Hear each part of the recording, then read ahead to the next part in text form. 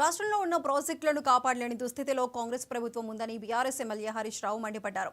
కృష్ణా జలాలను ఏపీ తరలించుకుపోతుంటే చోద్యం చూస్తోందని దుయ్యబట్టారు. గోదావరిపై బనకచర్ల ప్రాజెక్టు నిర్మిస్తుంటే నోరెత్తటం లేదని ఫైర్ అయ్యారు. ఎస్ఎల్బీసీ టన్నెల్ వద్ద ఆయన మాట్లాడుతూ కాంగ్రెస్ 14 నెలల పాలనలో 4 ప్రాజెక్టులు కొట్టుకుపోయాయని ఆరోపించారు. ఎస్ఎల్బీసీ దగ్గర శిథిలాల తొలగింపులో వేగం పెంచాలని పేర్కొన్నారు. శ్రీశైలం ఇప్పుడు అడిగలు చూస్తే మొత్తం ఖాళీ అయిపోయింది. మనకు శ్రీశైలం మీద మహబూబ్ నగర్ జిల్లా కల్వకుర్తి, నెట్టంపాడు, భీమా దాదాపు 2,50,000 ఎకరాలకు నీళ్లు రావాలి. మంచినీళ్లు మొత్తం ఉమ్మడి మహబూబ్ నగర్ జిల్లాకు కూడా దీని మీదనే ఆధారపడ్డది.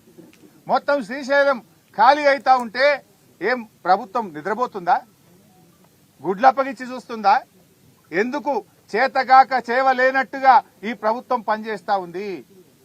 ఇలా కల్వకుర్తి కింద 2,30,000 ఎకరాల ఆయకట్టు ఉంది. రేపు నీళ్లు తగ్గిపోతున్నాయి శ్రీశైలంలో.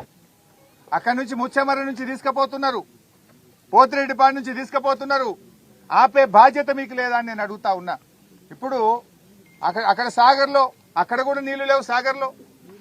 సాగర్ ఆయకట్టు 6,30,000 ఎకరాలు సాగర్ ఆయకట్టు ఉన్నది.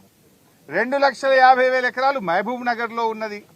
దాదాపు 10 లక్షల ఎకరాల ఆయకట్టు ఉన్నది. అటు సాగర్ నీళ్లు కుడికాలువకి వెళ్ళి ఆంధ్రప్రదేశ్ తీసుకుపోతున్నారు.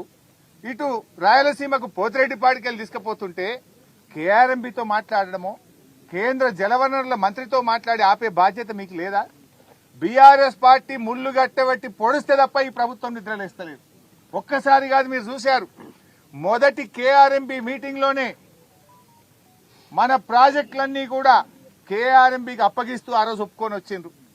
వెంటనే మా నాయకుడు కేసీఆర్ స్పందించి 10 ఏళ్లు మేము అప్పచెప్పలేదు, సెక్షన్ 3 కింద కృష్ణా నదీ జలాల పంపిణీ అయ్యే వరకు ప్రాజెక్టులు ఇవ్వమని చెప్పినాం, నువ్వు ఎట్లా ఇస్తావు అని కేసీఆర్ గర్జిస్తే అప్పుడు మేల్కొని అసెంబ్లీ పెట్టి లేలే మేము ప్రాజెక్టులు ఇవ్వం, మేము వాపస్ తీసుకుంటున్నాము అని అసెంబ్లీలో ఏకగ్రీవ తీర్మానం చేసిండ్రు.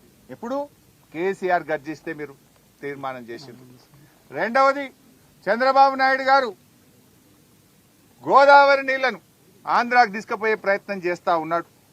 ఆయన గోదావరి బంకచెర్ల లింకు పెట్టి 150 టీఎంసీల రిజర్వాయర్ కట్టి ఉన్న గోదావరి నీళ్లను కూడా ఆంధ్ర తీసుకుపోతుంటే కూడా ఈ